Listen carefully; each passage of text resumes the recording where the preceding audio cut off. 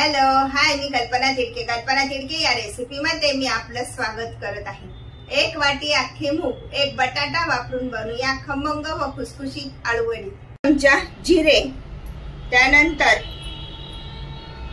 कोथिंबीर, 3 हिरव्या मिरच्यांचे तुकडे, लसूण आणि आलं, आणि त्यामध्ये आपण टाकून घेणार आहोत 1 वाटी मूग. अख्खे मूग आहे, रात्रभरासाठी भिजत ठेवून थोडेसे मोड आणून घेतलेले.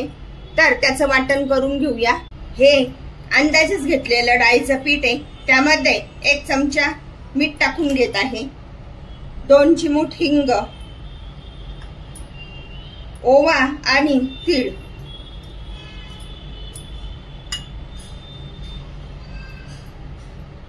एक चमचा धने पावडर, पाव चमचा हळद, बारीक किसणीने किसून घेतलेला बटाटा टाकत आहे. साल काढून बारीक किसणीने किसून घेतलेला आहे. त्यानंतर अख्खे मूग याचं पूर्ण असं व्यवस्थित असं वाटण करून घेतलंय आणि ते आता टाकून घेत आहे. यानंतर जसं लागेल त्याच प्रमाणानुसार आपण पाणी टाकणार आहोत.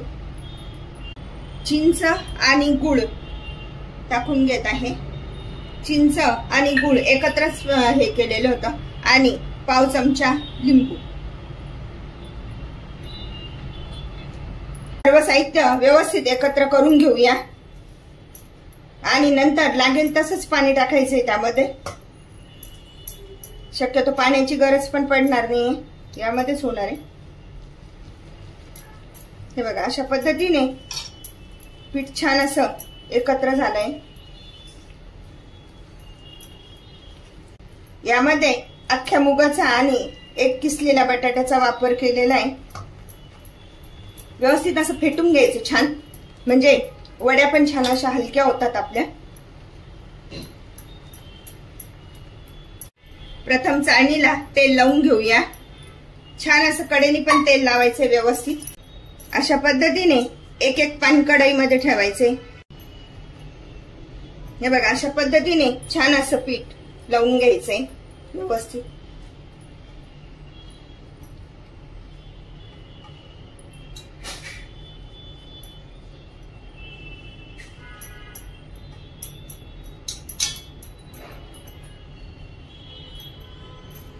यामध्ये अशा पद्धतीने असं एक पान ठेवत चालायचंय, म्हणजे आपल्याला चौकोनी आकार छान मिळेल आणि भरपूर असे लेयर मिळतील.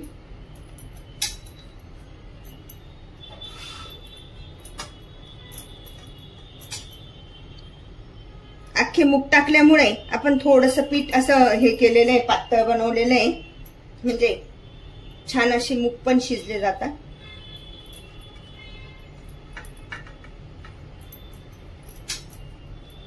हे बघा, अशा पद्धतीने आता सगळीकडनं आपण हे पानं लावून घेणार आहोत. याचा पूर्ण असा छान चौकोन तयार होईल.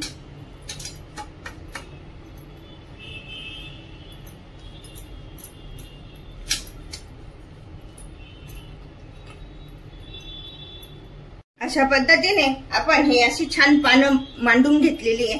तर थोडीशी साईडची पानं जी आहे ती अशी मध्ये घ्यायची आहे व्यवस्थित, म्हणजे छान चौकोनी आकार तयार होईल. आणि त्याला आता आपण पीठ पण लावून घेणार आहोत. अशा पद्धतीने व्यवस्थित असं एकत्र करून घेऊया.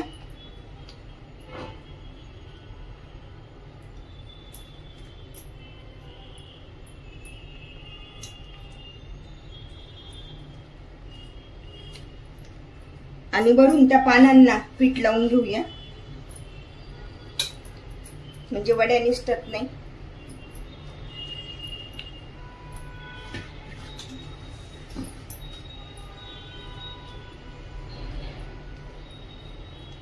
अशा पद्धतीने आपलं हे पानांना छान अशी उकळी आली आहे. तर आपण ही प्लेट, ही चाळणी अशी गॅसवर ठेवून देऊया. टाकून घ्यायचे, म्हणजे वडी छान दिसते दिसायला. 10 मिनिटांसाठी त्यावर झाकण ठेवूया. पद्धतीने 10 मिनिटं झाली आहे, तर गॅस बंद करूया आणि ते थंड होण्यासाठी ठेवूया. वाफवलं गेलंय, तर ते ताटात काढून घेऊया.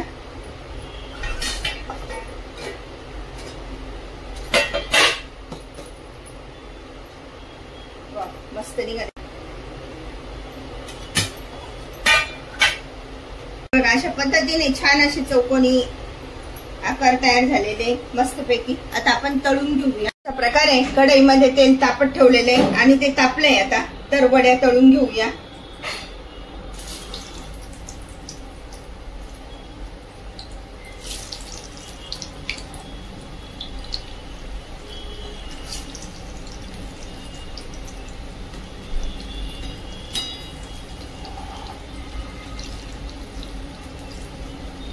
ज्यांना वड्या तळता येत नाही अशा या नवीन मुलींसाठी या वड्या पटकन बनवू शकतात. भरपूर सारे लेयर असलेली ही वडी मस्तपैकी तळून घेऊया.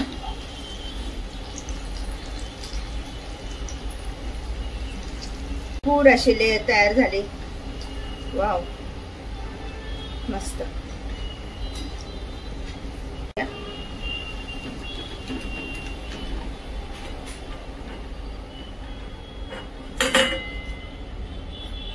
अशा प्रकारे आपण आता सगळ्याच वड्या तळून घेऊया. मागच्या वेळेस अशाच पद्धतीच्या वड्या मी बनवल्या होत्या, पण ते शालो फ्राय केल्या होत्या फक्त बेसन पिठाचा वापर करून. आणि अख्खे मूग आणि बटाट्याचा वापर करून बनवलेल्या ह्या वड्या आहेत.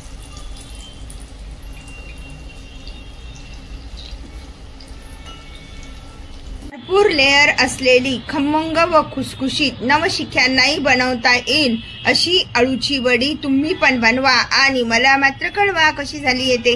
लाईक अँड सबस्क्राईब करायला विसरू नका. पुन्हा आपण भेटूया नवीन रेसिपीसह. थँक्यू.